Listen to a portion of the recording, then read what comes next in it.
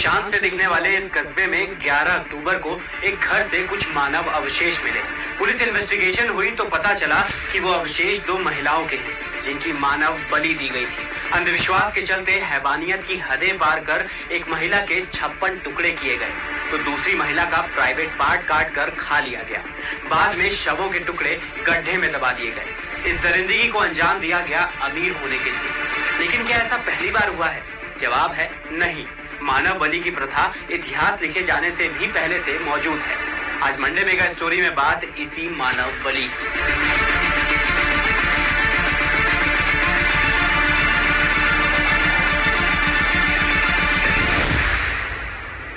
सबसे पहले मौत की जिज्ञासा के चलते इंसानों की बलि और उसका दिमाग खाने जैसे रिचुअल्स शुरू हुए। फिर धीरे धीरे ये रिचुअल्स धर्म से जुड़कर अलग अलग रूप लेते गए।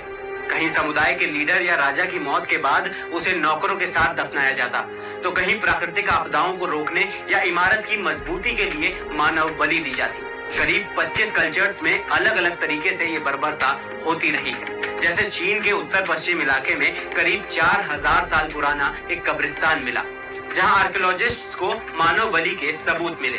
एक विक्टिम तो महज 13 साल का था। ऐसे ही मेक्सिको में 1300 से 1521 ईस्वी के बीच मेसो अमेरिकन कल्चर था।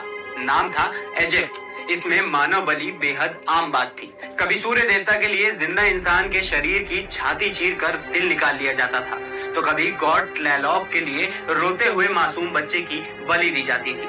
रोमन एम्पायर में तो ईश्वर को खुश करने के लिए सेल्ट्स ग्रुप लकड़ी के बड़े से पुतले में इंसान भरकर उसमें आग लगा देते थे। वाइकिंग्स भी मानव बलि देते थे। इसका खुलासा नॉर्वे में 10 लोगों के अवशेष मिलने के बाद हुआ।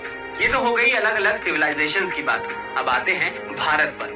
वेदों में नरमेध, अश्वमेध, अजमेध आदि का वर्णन मिलता है। यहाँ मेध का मतलब कुछ लोग बलि से लगाते हैं तो कुछ लोग बुद्धि से। ऐसे ही ब्रह्मवैवर्त, शतपथ, ऐतरेय ब्राह्मण जैसे ग्रंथों में भी बलि के विधानों का जिक्र मिलता है। इतिहास की बात करें तो करीब 5000 साल पुरानी सिंधु घाटी सभ्यता की एक मुहर मिली। इसमें उल्टी लटकी एक नग्न महिला की आकृति है।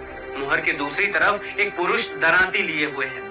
एक्सपर्ट्स इसे मातृ देवी के सम्मान में की जाने वाली मानव बलि के तौर पर देखते हैं। हालांकि इस पर एक मत नहीं है। महाराष्ट्र अंधश्रद्धा निर्मूलन समिति के अध्यक्ष अविनाश पाटिल के मुताबिक मानव बलि तंत्र से जुड़ी हुई है, जो कि एक स्पिरिचुअल मूवमेंट था और इसकी शुरुआत मध्यकालीन भारत में हुई। इस प्रथा का जिक्र अंग्रेजों के जमाने में भी मिलता है, जब अंग्रेजों ने खोंड जनजाति के एक रिचुअल मरिया, जो कि मानव बलि का ही रूप है, उस पर बैन लगाया तो 1835 में खोंड जनजाति ने अंग्रेजों के खिलाफ क्रांति छेड़ दी थी। भारत में सती प्रथा भी एक तरह से मानव बलि ही थी, जिसमें विधवा को उसके पति की चिता के साथ ही जला दिया जाता था। इसे 19वीं सदी में बैन कर दिया गया। आज ऐसा माना जाता है कि मानव बलि खत्म हो चुकी है, लेकिन एनसीआरबी के आंकड़े कुछ और ही कहते हैं। पिछले 8 साल में अंधविश्वास और जादू टोने के नाम पर करीब 500 लोगों को मौत के घाट उतारा जा चुका है। तो ये थी अलग अलग कल्चर्स या सिविलाइजेशंस में भयानक तरीके से दी जाने वाली